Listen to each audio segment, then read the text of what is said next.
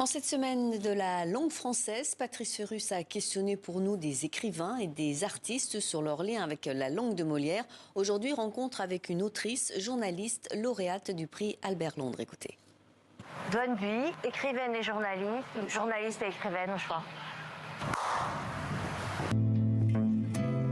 S'il y avait un mot qui pour moi pouvait résumer la francophonie, ça serait le mot métissage. Pourquoi ? Parce que pendant très longtemps, pendant la période de la colonisation par exemple, le métissage, c'est ce qui faisait le plus peur à l'Empire français.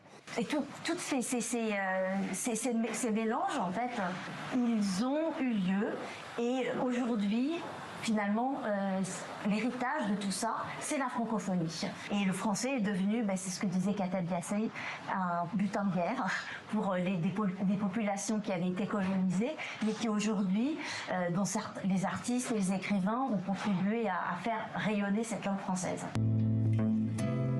J'ai envie de vous parler de Marguerite Duras, parce que justement, si on veut parler de métissage, Marguerite Duras a grandi dans l'Indochine coloniale, donc elle était bilingue.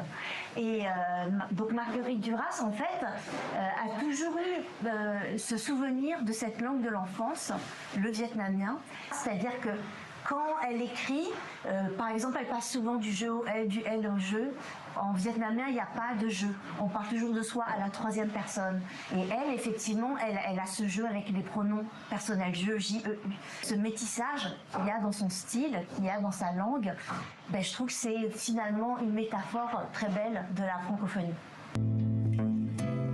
J'ai envie de vous raconter l'histoire d'une dame que j'ai rencontrée au Vietnam, qui s'appelle Lê Hồng Sam, et qui a grandi pendant la colonisation et qui a appris le français, comme beaucoup de personnes de sa génération, et elle avait 16 ans, en fait, en 1945, quand a commencé la guerre d'Indochine, et donc elle allait tout de suite dans le maquis.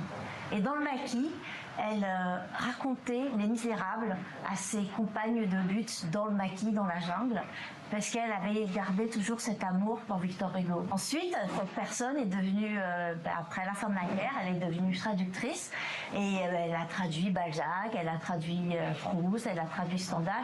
Je crois qu'il n'y a pas une personne qui a plus fait rayonner la littérature française au Vietnam qu'elle. Et on ne se rend pas compte de tout ce qui se passe en fait ailleurs et on ne se rend pas compte à quel point pour nous c'est une chance qu'un petit peu partout dans le monde on continue à parler le français et que la littérature francophone, c'est ça qui fait rayonner notre langue française.